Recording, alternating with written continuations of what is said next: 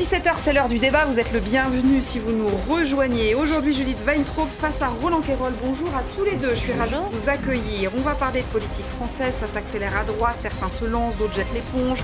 Barnier-Ciotti, candidat. Qu'est-ce que vous en pensez tous les deux? Est-ce que ça va obliger le parti à se choisir une ligne ou au contraire, ça complique les choses pour la tête du parti qui, au fond, n'a pas très envie d'organiser cette primaire? Laurent Wauquiez, lui, n'y va pas. Et cette décision, nous dit-on, change tout. Qu'en pensez-vous? Vous allez en débattre. On parlera aussi d'Éric Zemmour, une tribune de jeunes sympathisants de droite et notamment des jeunes LR qui demandent que le parti, les Républicains, soutiennent la candidature d'Éric Zemmour. Où en est-il, lui, dans sa démarche? Eh bien, manifestement, certains de ses soutiens envoient des lettres de parrainage. C'est en tout cas ce que dit Robert Ménard, qui a reçu une lettre d'un soutien d'Éric Zemmour. Il sera avec nous, Robert Ménard. Il nous expliquera de quoi il s'agit exactement et il nous expliquera pourquoi il ne donne pas suite. Côté gauche, la rentrée est éparpillée, on en a l'habitude désormais, chacun dans son coin. Une gauche rassemblée est-elle devenue un vœu pieux? On l'évoquera, vous me direz ce que vous en pensez. On parlera évidemment de l'Afghanistan, bien entendu, c'est l'actualité aussi de la journée, avec la France qui va continuer ses évacuations, on l'espère, jusqu'à demain. Elle essaye d'aller le plus loin possible pour sauver le plus de monde possible. Quand Joe Biden, lui, a pris la parole après l'attentat, dans ses gestes, on a vu dans ses larmes l'impuissance américaine, c'était assez frappant. Vous me donnerez l'un et l'autre votre sentiment sur cette affaire. Donald Trump, par ailleurs, a réagi. Les Américains l'ont sèchement tensé sur les réseaux sociaux. Et puis on dira un mot, si on a le temps, de Paris, qui va passer aux 30 km/h à partir de lundi. Certaines études montrent que ça ne change pas grand-chose sur la pollution atmosphérique, sans doute sur la pollution sonore. Est-ce qu'il faut en passer par là pour décourager purement et simplement les automobilistes de prendre leur voiture? C'est évidemment un débat très intéressant que l'on ouvre dans quelques instants. À tout de suite.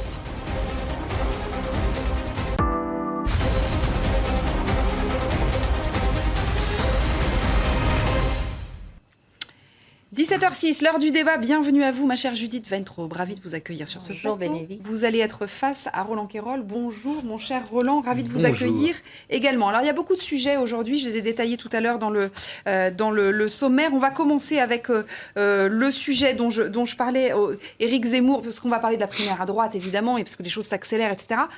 Et puis aujourd'hui, on a eu une information, alors que vous allez nous confirmer, Robert Ménard, bonjour à vous, maire de Béziers. Merci d'être avec nous. On entend dire ce matin que vous avez reçu une lettre, alors non pas d'Éric Zemmour, mais de personnes qui sont des soutiens d'Éric Zemmour, vous demandant de le parrainer. Est-ce que vous pouvez nous expliquer un peu mieux que cela, ce que vous avez reçu?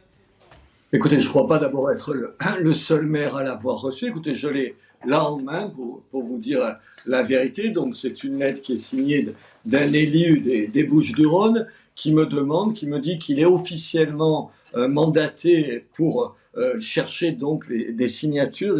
Il dit voilà, pour solliciter des parrainages nécessaires à sa candidature, celle d'Éric Zemmour, et il me demande de signer, donc de lui faire une promesse de signature, ce que je ne ferai pas par amitié pour Éric, parce que je pense que c'est la plus mauvaise idée qu'il ait en ce moment. Alors, vous allez m'expliquer pourquoi dans une seconde, mais juste, pardonnez-moi, est-ce que vous avez eu Éric Zemmour pour confirmer que c'était bien une initiative qu'il tamponnait, si j'ose dire?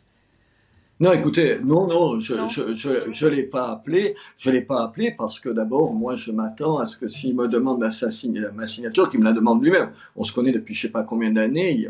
On peut prendre le téléphone et la demander. Non, je crois que c'est aussi une façon, vous savez, on est dans la même stratégie, c'est-à-dire Éric teste, voit un petit peu ce qu'il en est, voit si les élus lui seraient favorables, parce qu'il en faut 500 quand même, et en même temps, comme c'est pas lui qui le fait, tu peux toujours demain te dégager de ça. C'était pareil un petit peu avec la campagne d'affichage, vous vous rappelez, au début de l'été, où il disait que c'est pas lui qui l'a fait, mais enfin, personne ne peut croire que des initiatives comme ça sont prises sans l'accord du principal intéressé. Alors, expliquez-moi pourquoi vous dites, par amitié pour lui, je ne le soutiendrai pas. Mais parce que Éric, il est indispensable au débat, il est indispensable comme animateur de télévision, ce que vous faites, il est indispensable comme polémiste. Sans lui, tout un tas de sujets n'auraient jamais été abordés dans les médias, ou si peu. Il met un certain nombre de problématiques au cœur du débat politique. Il est un type qui a un talent incroyable de polémiste, il a des connaissances, un savoir, une capacité à synthétiser qui est exceptionnelle. Il a ça.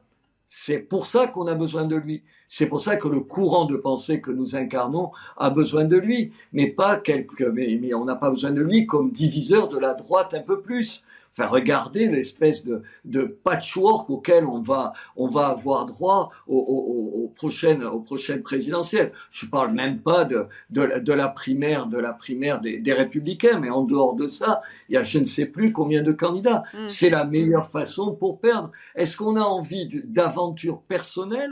Est-ce que c'est de ça qu'il s'agit? Ou est-ce qu'on a envie d'une aventure collective, c'est-à-dire celle pour laquelle on affirme se battre, c'est-à-dire pour ce pays? Si on est attaché à ce pays, il faut aujourd'hui se dire qu'il faut se retrouver au coude à coude. Et Éric Lai ne participe pas à ça. Alors juste, je vous donne une autre information, c'est publié dans Le Point cet après-midi, une tribune de jeunes de droite, alors parmi lesquels des jeunes LR, il n'y a pas que ces jeunes LR, qui appellent à ce que le parti, les Républicains, soutiennent une candidature d'Éric Zemmour, hors primaire, je précise, en disant la droite a trouvé son candidat naturel, c'est Éric Zemmour, ils l'ont longtemps cherché.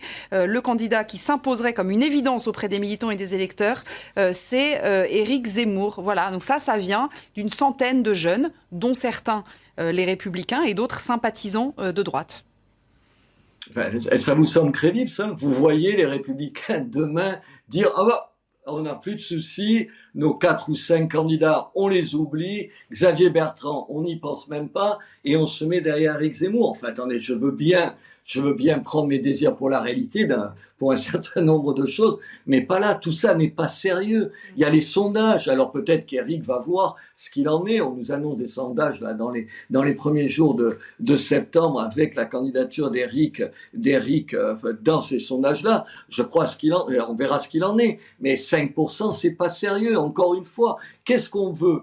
On veut aujourd'hui simplement témoigner, on veut se faire plaisir, on veut entendre quelqu'un, mais moi je pense que 80% des choses que dit Éric, je les partage. Est-ce qu'on a envie de se faire plaisir ou de gagner? Mais la problématique, Robert Ménard, on voit bien qu'il y a une offensive entre cette tribune, il y a aussi là la porte-parole des amis d'Éric Zemmour qui publie un communiqué en disant « Wauquiez renonce, la voie est libre pour Zemmour ». On voit bien que il y a une offensive, c'est quoi? C'est un ballon d'essai, c'est pour voir, pour sentir, pour imaginer un peu ce que ça peut donner. C'est à ça que ça ressemble, hein.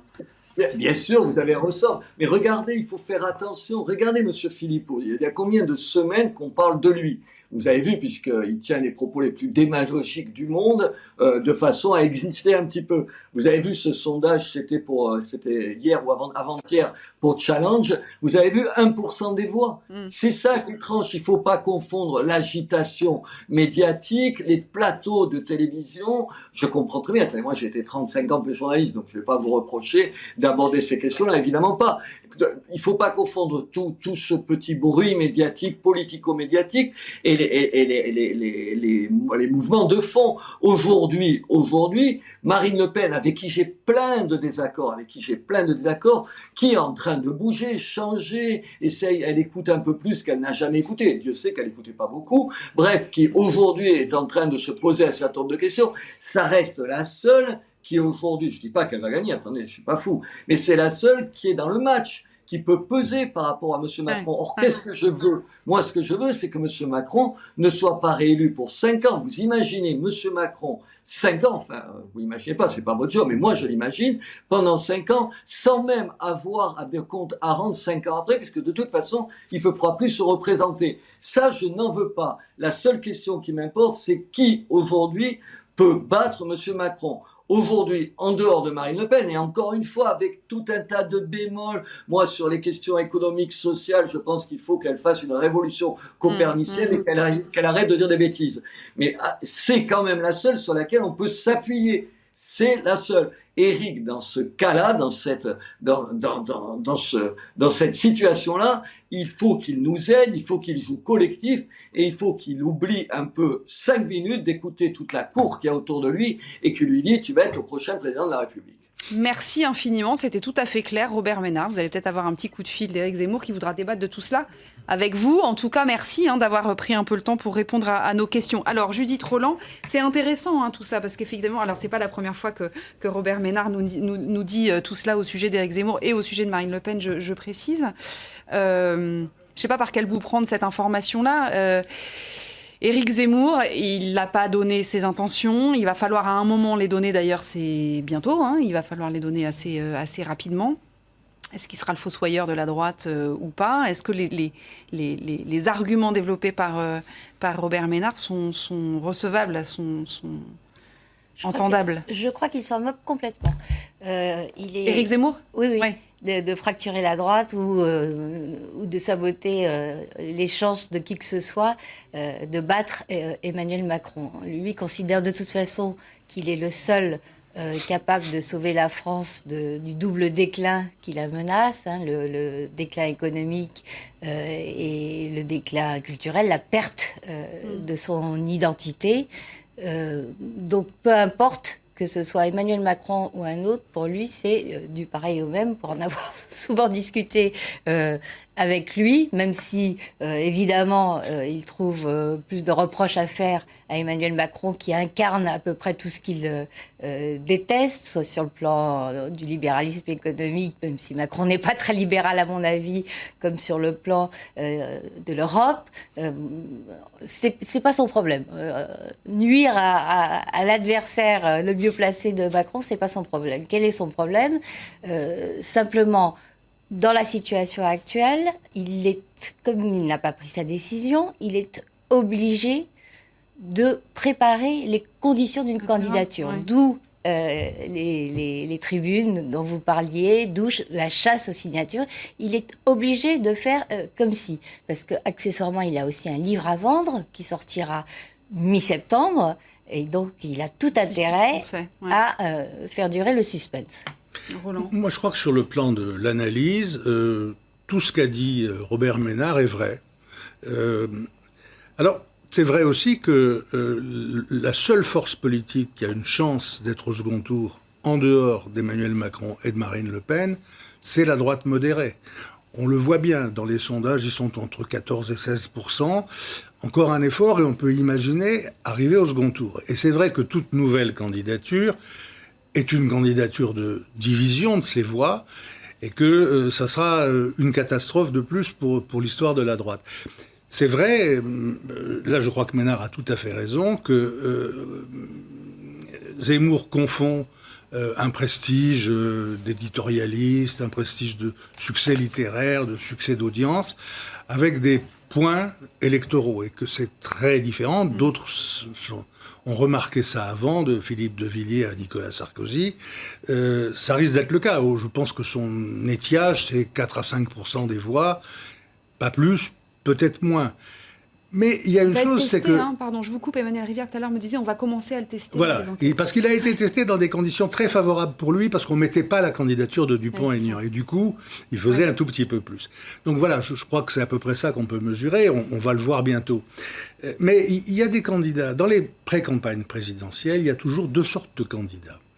Il y a les candidats qui sont là pour être éventuellement, si tout va bien, président de la République, et il y a les candidats qui sont là pour être candidats.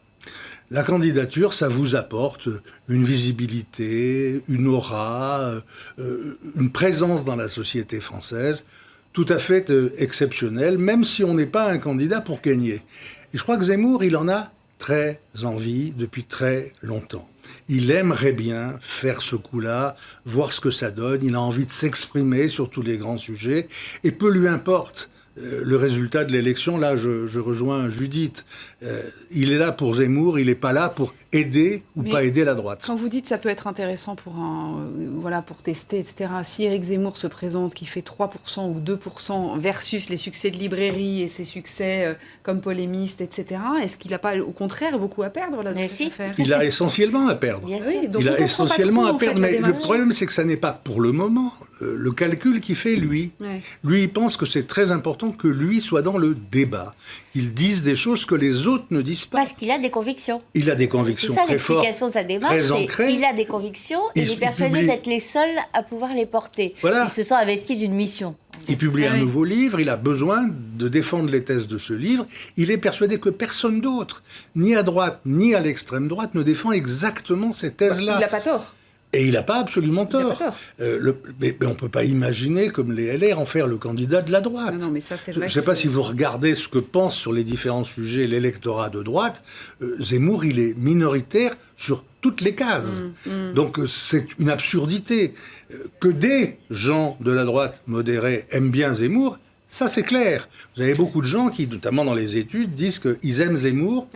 Pas seulement pour les thèmes qu'il défend, mais parce que c'est un type cultivé, c'est un type qui leur parle de la France, qui leur parle aussi de Napoléon. Voilà, il y a un sentiment qu'il élève la politique. Mais de là à être un homme politique brillant. Voilà, mais de là à être un homme politique, et de là à ce que ce raisonnement soit fait par la majorité des sympathisants de droite, il y a franchement loin. Alors justement, puisqu'on parle de la droite, allons-y sur cette primaire de la droite. Aussi, on peut dire que ça bouge depuis 36 heures maintenant. Je vous rappelle qu'hier, Éric Ciotti y allait, nous annonçait qu'il y allait. Michel Barnier annonçait sur TF1 qu'il y allait. Laurent Wauquiez a annoncé qu'il renonçait. Dans le Figaro, Bruno Retailleau donne une interview que l'on va découvrir tout de suite, dans laquelle il dit « Je renonce, je ne serai pas candidat à la présidentielle ». Alors moi, je voudrais qu'on m'explique si tout cela est bon pour la primaire ou pas. Parce que hier, quand on a dit que Ciotti y allait, tous les débatteurs politiques et journalistes politiques disaient « Mais c'est bien, ça va faire émerger une ligne, c'est important pour la primaire, pour qu'elle existe, ça ». Et puis aujourd'hui, où on apprend que Wauquiez n'y va pas, on dit « Oh là là, mais alors Wauquiez, du coup, il ringardise la primaire, parce que du coup, ça sert plus à rien, etc. » Vos avis? Wauquiez, je pense qu'il n'a pas tort. Il n'est pas encore tout à fait remis des européennes et de la façon dont il a dirigé le parti. Il a une image qui reste moyenne et il a l'âge pour passer son tour. Oui, il peut se dire, ce coup-là pour la droite n'est pas le bon coup. Macron va être réélu probablement, et donc je serai là dans 4 ans, je vais faire 4 ans où je vais montrer que j'existe, que j'ai une ligne. Je comprends tout à fait que Wauquiez n'y aille pas.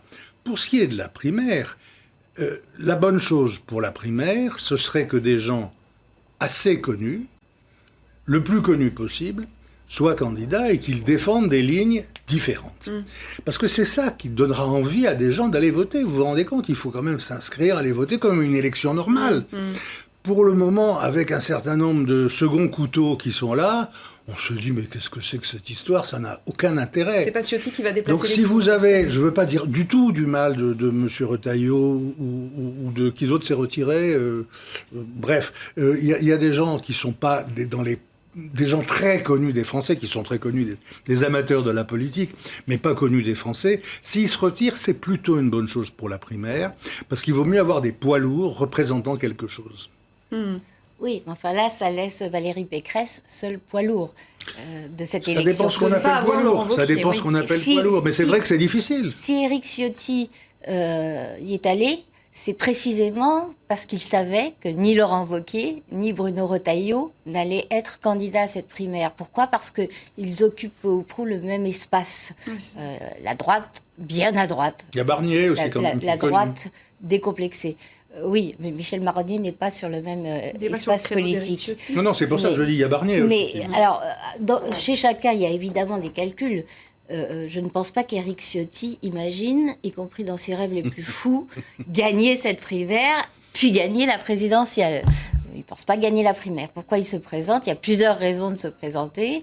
Lui, en l'occurrence, estime que ses compétences en matière régalienne, qui est le dossier qu'il occupe depuis qu'il est entré en politique, doivent le rendre incontournable, quelle que soit la personne qui portera les couleurs de la droite. Oui, il n'est fâché. Son poste à venir, quoi. Il n'est fâché avec personne. Oui. Il n'est pas fâché avec Xavier Bertrand, il n'est pas fâché avec Valérie Pécresse, donc il prend date, il dit j'existe, je suis solide sur les questions qui vont être au cœur du débat présidentiel, ne m'oubliez pas.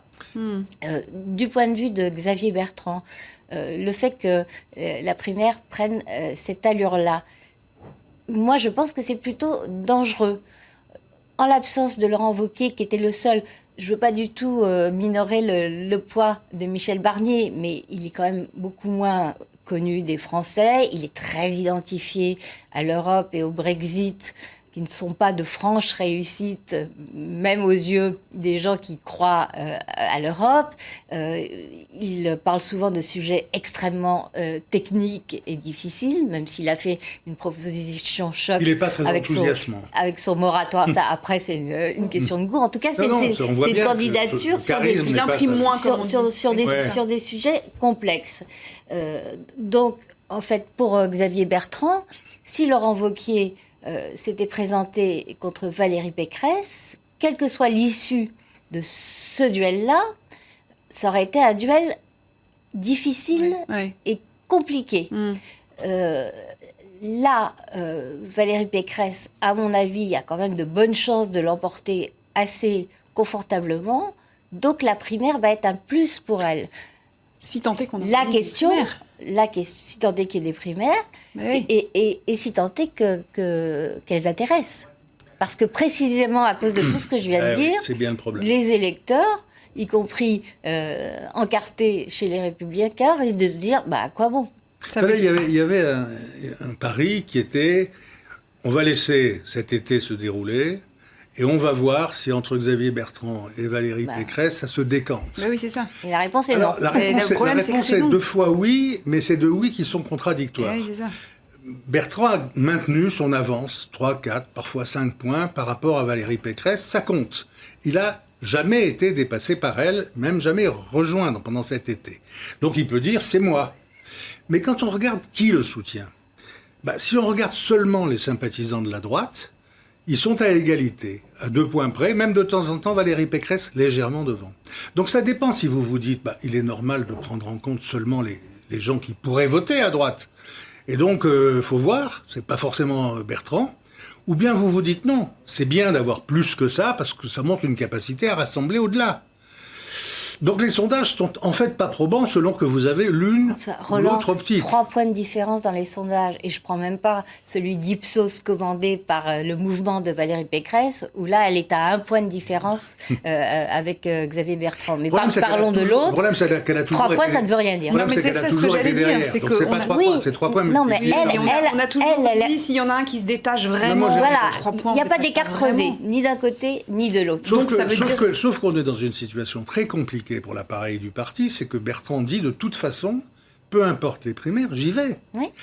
Et s'il est toujours dans cette situation d'esprit, et tout montre qu'il va rester comme ça, c'est très compliqué de faire des primaires, d'avoir quelqu'un élu dans des primaires, d'avoir l'autre qui reste, et on fait quoi ? Et pour dire après, finalement, madame... Il y en a un qui s'incline, difficile pour Bertrand qui a dit « je suis là, je resterai là », difficile pour Pécresse si elle sort des primaires avec un bon score, difficile pour les deux de partir, si c'est pour avoir les deux, la catastrophe est là. D'où l'importance de la participation. Ils sont d'accord sur une chose, c'est pour dire qu'il ne faut qu'un seul candidat. Là-dessus, ils sont d'accord. Si on a 2, il n'y aura pas de deuxième tour. Donc il faudra qu'ils prennent le thé ensemble. D'ailleurs, on a vu Philippe Juvin, qui est un outsider complet, demander à Xavier Bertrand de s'engager à s'effacer derrière le gagnant de la primaire. Il ne le fera pas.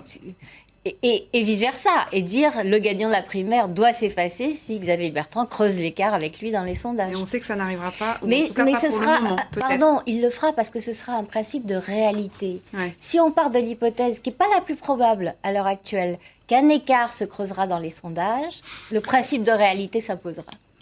On va passer peut-être aux États-Unis si vous êtes d'accord, à l'Afghanistan plus exactement, et avec ce qui ressemble à une débâcle des troupes occidentales notamment. Alors on sait que la France va essayer de faire partir encore un vol demain pour rapatrier des réfugiés afghans. On sait que l'Italie a stoppé là, ses missions d'évacuation. On sait également qu'il y a quelques heures ou quelques jours, des émissaires français ont rencontré des émissaires talibans à Doha pour essayer justement de gérer ces évacuations.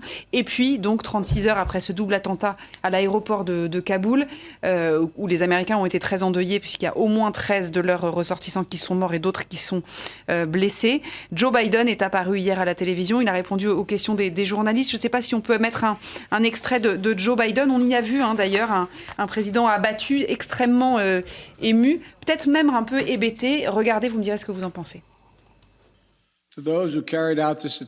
À tous ceux qui ont mené cette attaque, ainsi qu'à tous ceux qui veulent du mal à l'Amérique, sachez ceci, nous ne pardonnerons pas. Nous n'oublierons pas.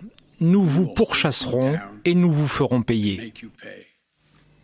Il y a eu ensuite une minute de silence où il était les larmes dans les yeux, Joe Biden. Il y a un journaliste qui lui dit « Est-ce que, Monsieur le Président, c'est vous le responsable de la mort de nos soldats et de nos boys ?» Et il répond « Ben oui, oui, c'est moi qui suis responsable. » Cette prise de parole de Joe Biden, elle était assez étonnante. Est-ce que vous diriez, vous, Roland Quérol, qu'elle est quasi symbolique de cette espèce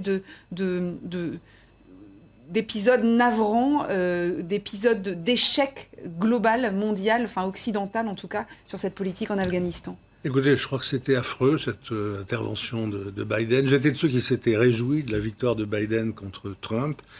Et là, je dois dire que j'ai été atterré par un président aussi, pas seulement aussi atteint, etc. Ça a très bien montré son émotion, c'est toujours bien aux États-Unis, mais aussi médiocre dans l'analyse, les propositions, se réfugiant sans arrêt derrière les chefs d'état-major, les militaires, voire les talibans, en n'ayant pas confiance, mais en leur faisant confiance sur certains points. J'ai trouvé ça un goulbi-goulba absolument insupportable. L'opinion publique américaine réagit de moins en moins bien. Vous aviez 80% des Américains qui disaient qu'ils étaient d'accord avec l'opération départ.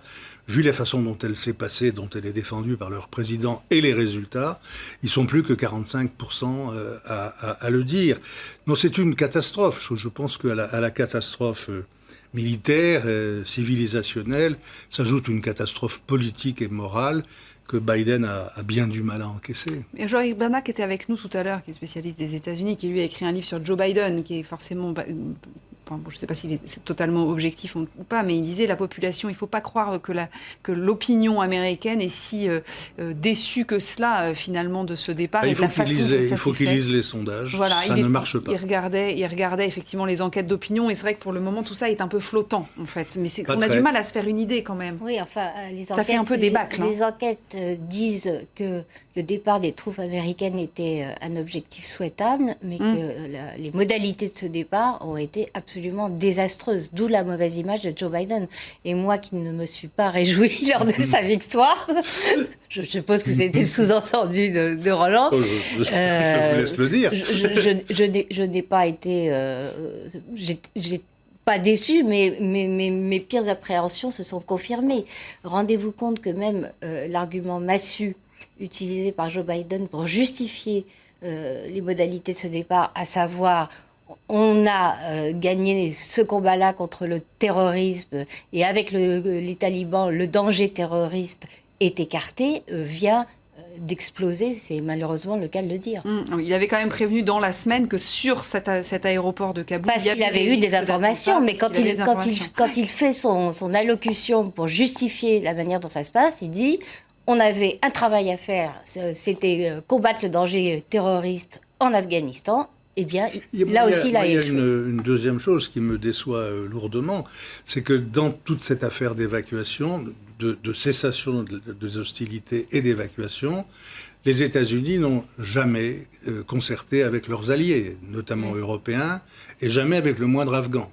Et je remarque que dans son topo d'hier soir à la télévision, il ne cite jamais les alliés, jamais les Européens. C'est pour sauver des Américains, les Américains, l'Amérique seulement. Et qu'il ne cite jamais ces Afghans qui ont quand même essayé de fabriquer doucement, c'est pas seulement les alliés qui ont fait ça ou les Américains, une société afghane différente et qui vont le payer. C'est quand même une responsabilité morale terrifiante qu'ils n'ont pas. À une partie du peuple afghan, vous voulez dire, pas aux dirigeants fantoches, au président Ghani. Et la société civile. Ouais. Oui, absolument. Et ceux qui aimeraient partir, quoi. Ouais.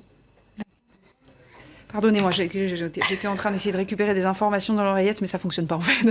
J'entends rien. C'est pas grave, on va se débrouiller tout seul.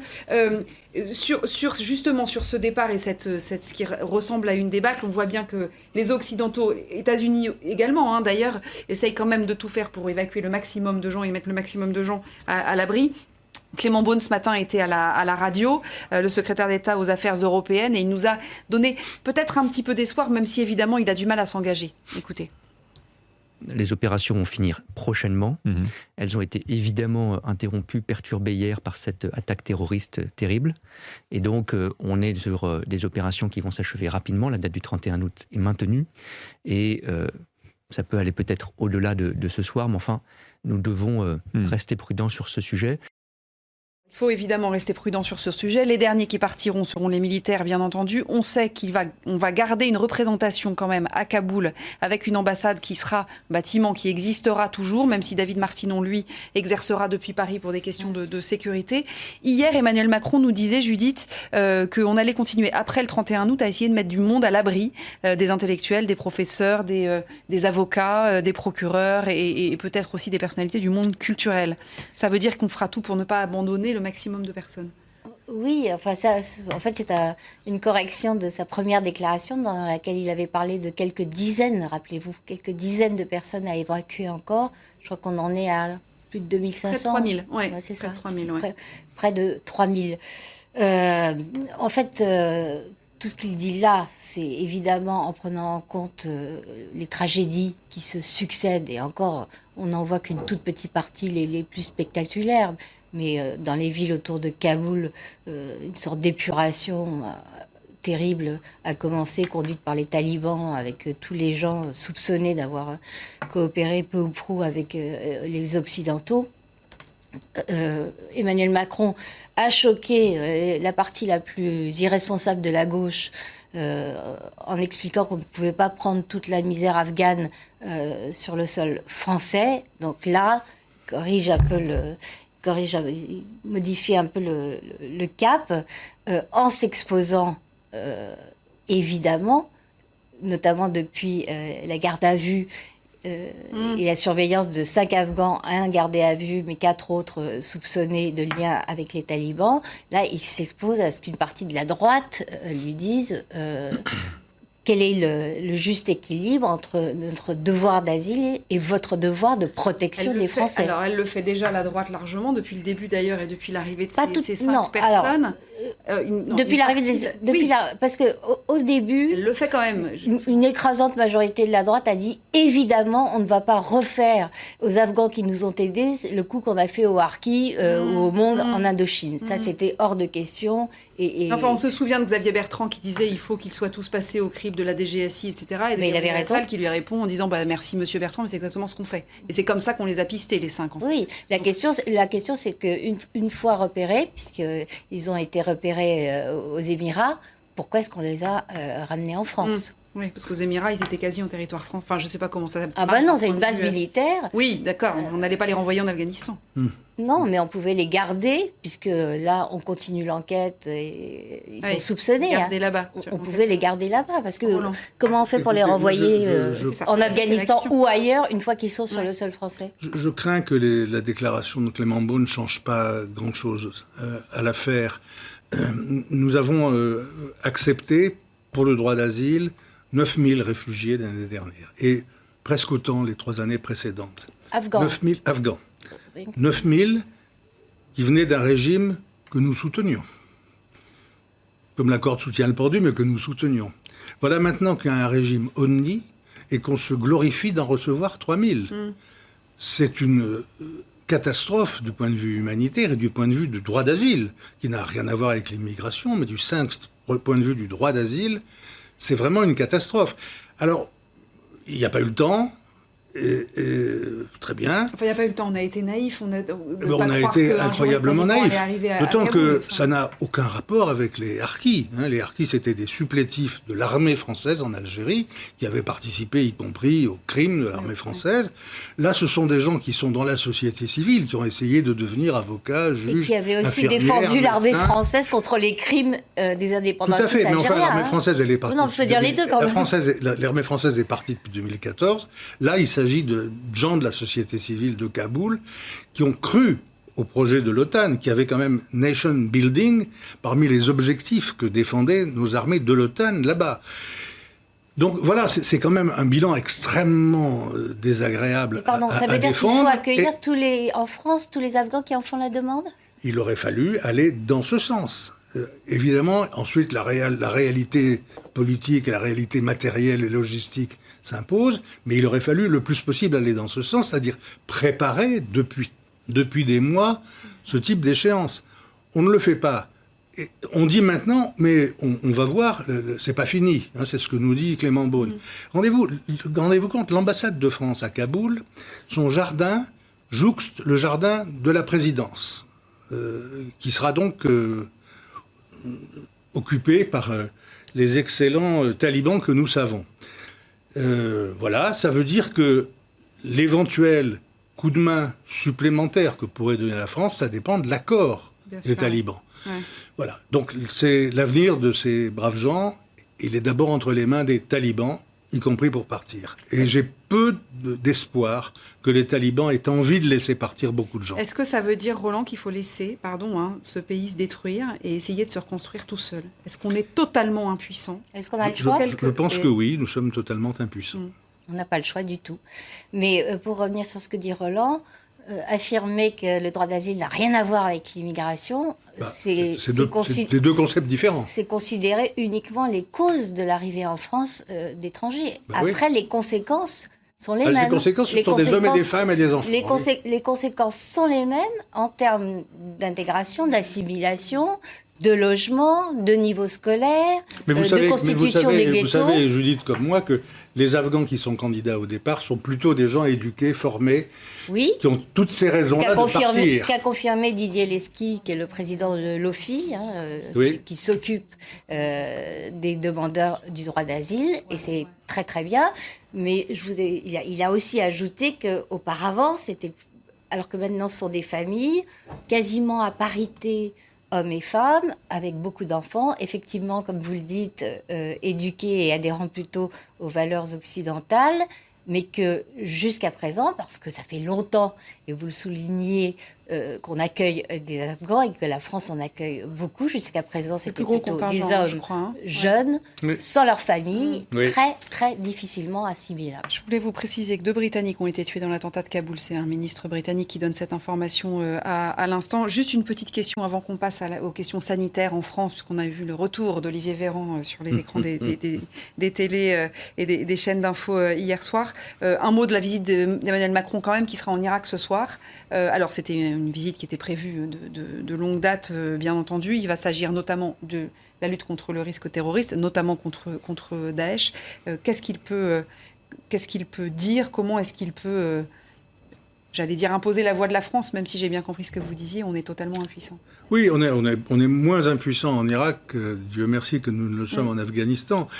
C'est important d'aller en Irak parce que en Irak, pour le coup, c'est Daesh qui a des antennes et qui a encore des poches de présence non négligeables et même qui se sont un peu reconstituées dans les dernières semaines. Or, visiblement, si on en croit les services secrets américains cités par le président américain, ce serait Daesh qui aurait été à l'origine des attentats de Kaboul, ce qui est probable puisque c'est les seuls qui soient en effet des terroristes en Afghanistan et opposés au nouveau pouvoir. Et puis c'était la façon de faire, si j'ose dire. C'était un attentat suicide, au moins une des 2 explosions, manifestement la deuxième sans doute pas. Voilà, donc c'est peut-être pas mal qu'en effet on essaye de resserrer avec les institutions irakiennes cette volonté d'éradiquer, de battre sur tous ces terrains Daesh. Emmanuel Macron sur le terrain international. Je ne sais pas ce qu'on peut faire, mais en tout cas la protection américaine, on peut l'oublier. Ah bah ça, c'est sûr. Avec Joe Biden. Emmanuel Macron sur le terrain de l'international et il laisse à son ministre de la Santé le soin de nous parler de sanitaire. Hier, si vous avez allumé votre téléviseur vers 18h30, j'espère que vous l'aviez allumé avant, vous avez vu Olivier Véran, donc, avec le retour de la conférence de presse sanitaire, comme on pourrait l'appeler comme ça. Olivier Véran qui a voulu faire un point après un été qui aurait pu être absolument catastrophique, qui finalement n'a pas tout à fait été, même si la situation est sérieuse. Écoutez ce qu'il nous dit. Je le disais, le pass sanitaire est un outil précieux dans la lutte contre l'épidémie. C'est aussi un outil précieux pour la protection de notre économie. À l'évidence, les dernières réticences sont en train de tomber face au succès du pass sanitaire que nombre de nos voisins ont repris à leur compte. Ce pass, vous le savez, il ne peut être prolongé au-delà du 15 novembre, sans quoi il nous faudrait un nouveau texte de loi qui serait à nouveau débattu au Parlement. Je ne dis pas que ça ne peut pas arriver, ça pourrait arriver si le Covid ne disparaissait pas de nos vies dans les 3 prochains mois. Voilà, ce passe parti pour durer, nous dit le ministre de la Santé. Bon, c'est pas tout à fait une surprise, on s'y attendait un peu, mais enfin, au moins, ça a le mérite d'être clair. Oui, on s'y attendait un peu. En fait, il s'est livré au numéro habituel d'autosatisfecit dont il nous gratifie depuis quasiment le début de la crise. C'est un peu agaçant. On ne doit pas vivre dans la même ville parce que je ne trouve pas que le pass sanitaire soit appliqué sans problème, notamment dans les bars et les restaurants. Et puis, il y a un autre élément quand même depuis le début de sa mise en place, c'est que les données concernant la capacité de transmission du virus de gens vaccinés à des gens qui ne le sont pas sont de plus en plus mauvaises. Donc la question de la pertinence de laisser des gens vaccinés en contact de gens qui ne le sont pas mais qui sont munis de tests PCR se pose de plus en plus. Et la seule réponse possible, c'est la vaccination des vulnérables qui, chez nous, est encore en retard. Jean-François Delfraissy le disait hier ou il y a quelques jours, on a encore un gros retard là-dessus. Donc plutôt que de s'acharner sur ce pass sanitaire, est-ce qu'il ne faudrait pas, de toute urgence, s'intéresser aux vulnérables, personnes âgées ou personnes atteintes de comorbidité, qui dans les deux cas sont connues de la sécurité sociale et ou de leur médecin traitant? Mais on peut faire les deux.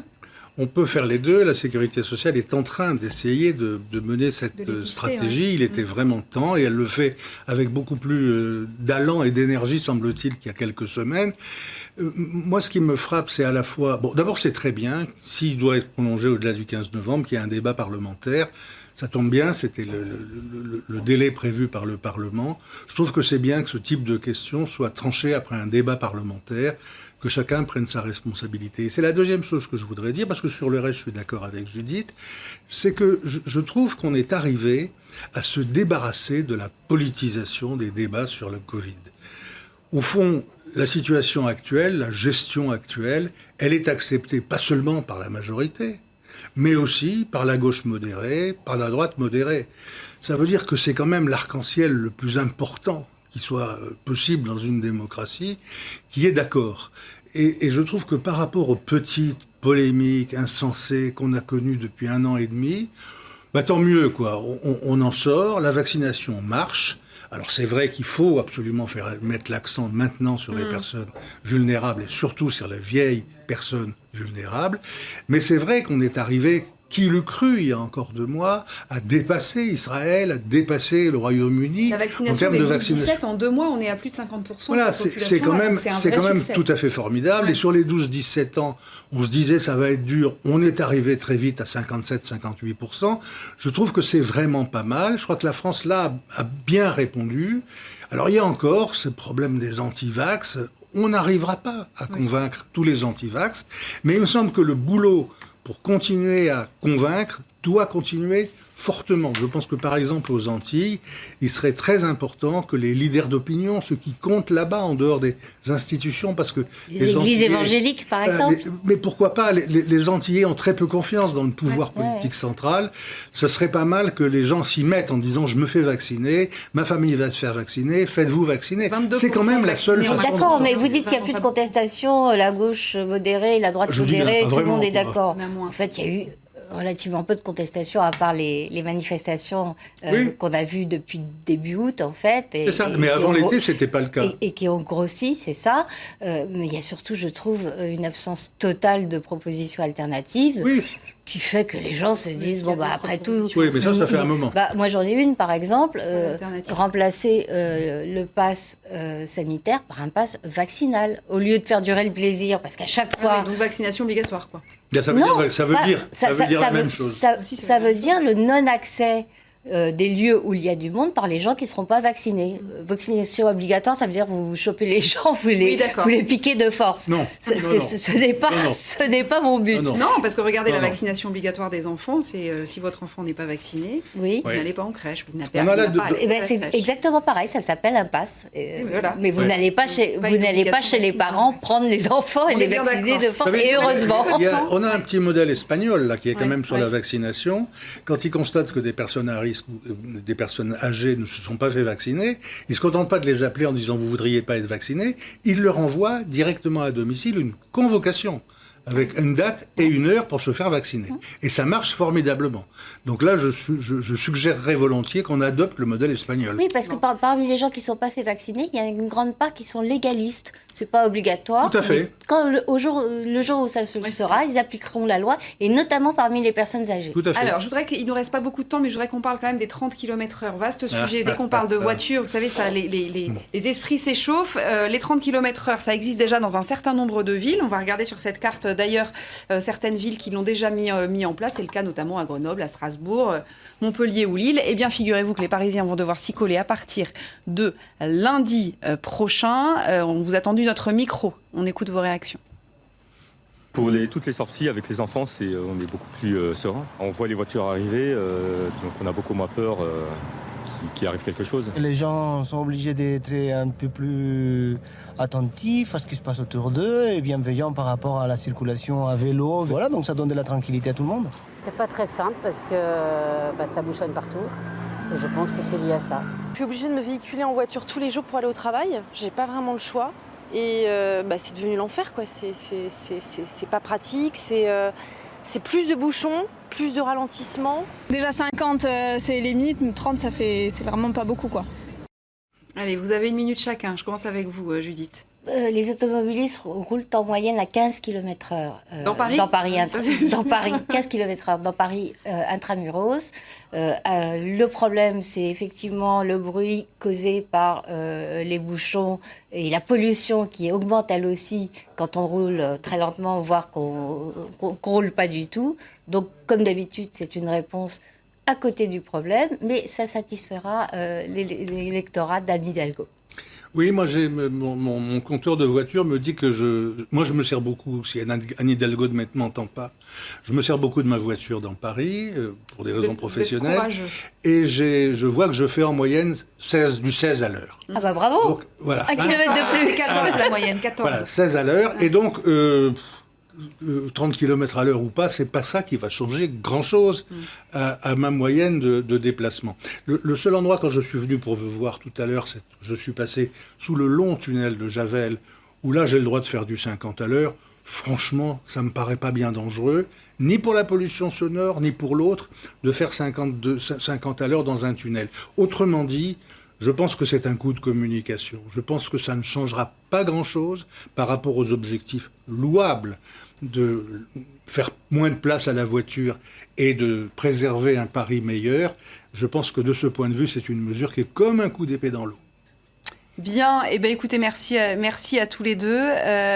Merci à tous les deux. Pardon, j'entends rien en fait, donc je suis désolée, je peux pas répondre à la question qu'on me pose dans l'oreillette, je n'entends absolument rien. C'est pas grave, on va s'interrompre là-dessus, c'est le week-end, tout va bien. La semaine de rentrée, on est en train de se caler. On se donne rendez-vous d'ailleurs lundi avec le nouveau studio. Je sais pas si vous l'avez vu tous les deux, vous allez voir, c'est magnifique. Nouvelle grille, évidemment, tout cela va changer. En attendant, vous avez rendez-vous avec Amélie Carouer pour 24 heures et ce soir, Bernard-Henri Lévy est l'invité de Darius Rochebain. Rendez-vous à 20h30 sur l'antenne de LCI pour cette interview qui sera évidemment très intéressante à suivre comme d'habitude. Je vous souhaite une bonne soirée, je vous dis à lundi. À tout moment,